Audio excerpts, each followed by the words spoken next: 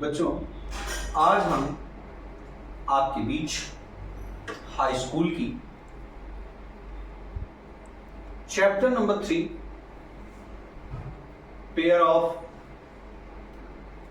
Two variables linear equation पर चर्चा करने जा रहे हैं। दो रैखिक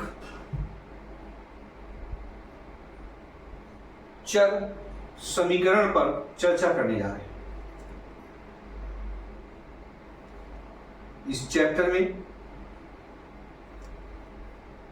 इसके पहले भी वीडियो में मैंने आपको बताया है कि कब दो चर रैखिक समीकरण कंसिस्टेंट होते हैं, कब इनकंसिस्टेंट होते हैं, कब पैरेलल होते हैं, कब इंटरसेक्टिंग होते हैं और कब यूनिक होते हैं।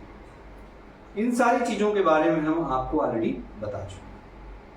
आज हम इन समीकरणों को हल करने का तरीका बताने जा रहे हैं, जो कि 3 तरीके होते हैं। मेन कितने तरीके होते हैं? 3 तरीके होते हैं। पहला होता है सब्स्टिट्यूशन मेथड, प्रतिस्थापन विधि। दूसरा होता है इल्यूमिनेशन मेथड, विलोपन विधि।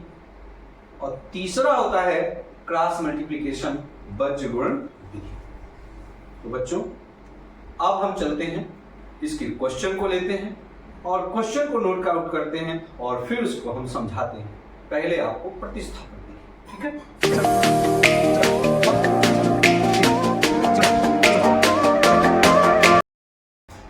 अब इस क्वेश्चन को हम प्रतिस्थापन विधि से हल करेंगे। और प्रतिस्थापन विधि का मतलब क्या होता है, सब्स्टिट्यूशन मेथड का मतलब क्या होता है। पहले एक समीकरण से एक वेरिएबल की वैल्यू निकाल करके दूसरे समीकरण में रख देना और फिर उसकी वैल्यू निकाल लेना। जो आएगा उसको फिर रख करके हम निकाल लेते हैं। तो हम चलते हैं, पहले यहां पर लिखते हैं समीकरण 1 से, क्योंकि समीकरण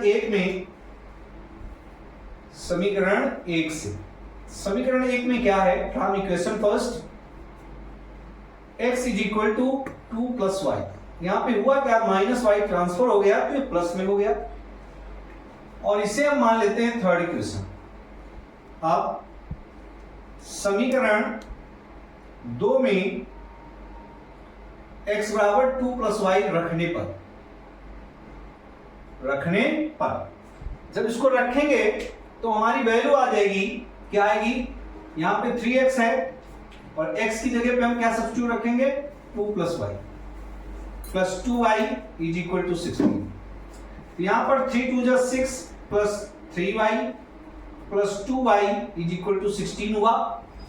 इसके बाद 6 को उधर ले जाएंगे और 3 2 5y, 16 माइनस 6, तो 5y बराबर आपका 10 हो गया। 5 से इसको डिवाइड कर देंगे, 5 बन जाओ 5, 5 2 जा 10, तो y is equal to 2। y की वैल्यू आपकी क्या आ गई, 2 आ गई। अब हम y इज इक्वल टू 2 समीकरण थर्ड में रख देंगे। थर्ड में रखने पर जब थर्ड में रख देंगे तो थर्ड इक्वेशन क्या है, x is equal to 2 plus 2, तो x इज इक्वल टू कितने हो गया, 4। हमारे पास x और y वैल्यू दोनों प्राप्त हो गई। तो अगर हम आंसर की बात करें तो answer x is equal to 4 और y इज इक्वल टू 2 आ गया। बट अब हम ये पहचान करें कि आंसर हमारा सही है या गलत, क्योंकि जब हम क्वेश्चन करते हैं तो हमें ये भी पता होना चाहिए कि हमारा आंसर सही है या गलत। तो ये जो 2 इक्वेशंस दिए हैं, इन किसी भी इक्वेशंस में हम x और y की वैल्यू सब्स्टिट्यूट करके देख लें।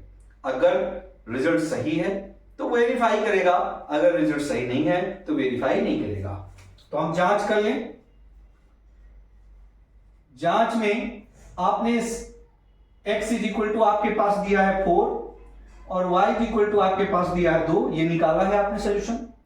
इन्हीं को आपको किसी एक इक्वेशन में हम समीकरण 2 में ले लेते हैं, 3x प्लस 2y बराबर 16, तो इनकी वैल्यू रख दो। 3 इंटू 4 प्लस 2 इंटू 2 बराबर 16 आना चाहिए। 3 4 जा 12 प्लस 2 2 जा 4 is equal to 16, 16 is equal to 16। इससे पता चलता है कि ये वेरीफाइड हो गया। क्यों? क्योंकि left hand side and right hand side are equal, then solution is also correct. इससे पता चलता है कि ये आपका सॉल्यूशन एकदम सही है।